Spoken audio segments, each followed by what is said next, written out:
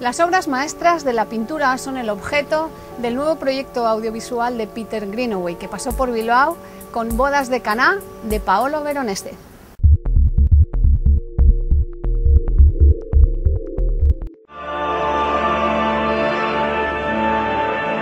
Pintor, cineasta, dibujante, video DJ, el incansable creador visual Peter Greenaway se ha embarcado en un proyecto que durará más de una década. Explicar 9 obras maestras de la historia del arte en sendos espectáculos visuales. Bilbao fue la afortunada ciudad para su tercera propuesta. Las bodas de Cana del genial pintor veneciano Paolo Veronese.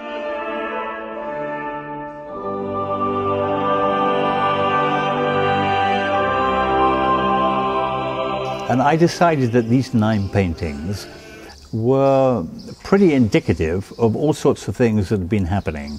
The first painting is Da Vinci, which is painted, I think, in 1498, and the last one is the Jackson Pollock, which is painted, I think, in 1952. So that covers, certainly, 400 years.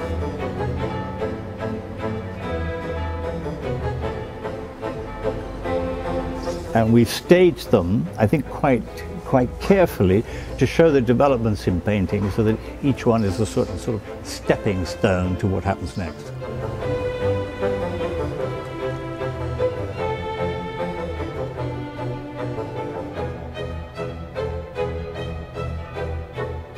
Young teenager, about 13 or 14, I wanted to be a painter, and I think that's always stayed. I really do think that although most people regard painting as a minority, elitist preoccupation done by very few numbers of people, I always think painting is very, very important indeed. It creates the way we look at the world.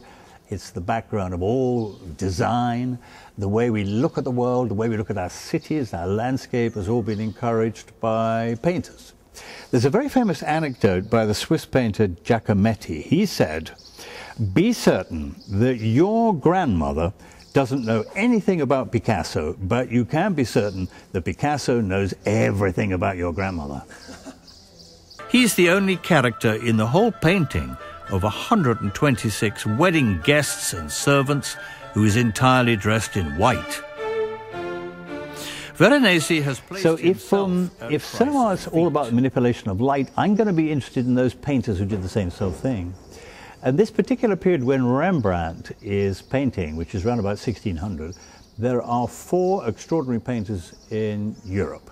First one is Caravaggio, who I know is incredibly fashionable at the moment, but his concern for very cinematic light. He's supposed to have been red blind. He couldn't distinguish between red and black, which maybe explains the extraordinary sense of drama he manages to get out of light. Then the second one would probably be your painter, your Spanish painter Velázquez, who painted conditions of light extraordinarily and also attempted to paint movement too in a very extraordinary way, like Las Meninas has got a great vibrancy where you think everything is sort of moving. Then you'd probably get somebody like Rubens, who was interested in drama of extreme, I suppose, melodramatic conditions. And then finally you would get Rembrandt, who upset everybody by somehow trying to turn Christian mythology into an everyday event. So I think these 4 people, Caravaggio, Velázquez, Rubens and Rembrandt, were the first people to really seriously consider painting under conditions of artificial light, which, let's repeat, is the definition of cinema. So I'm going to be very interested in these people.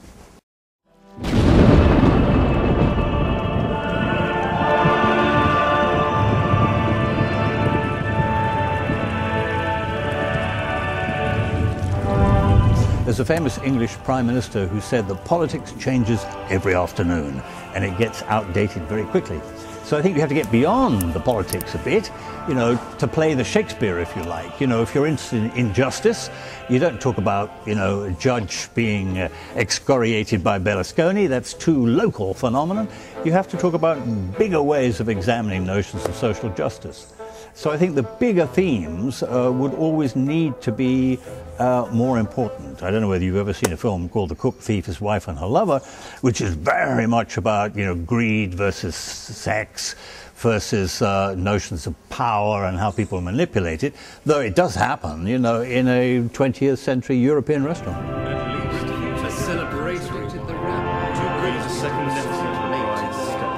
keep it in the family? Is magic hereditary? They say he was unwilling to demonstrate his powers at such a public occasion. He was concerned people might think him a public trickster, a charlatan. I sincerely believe there is no such thing as history, there's only historians.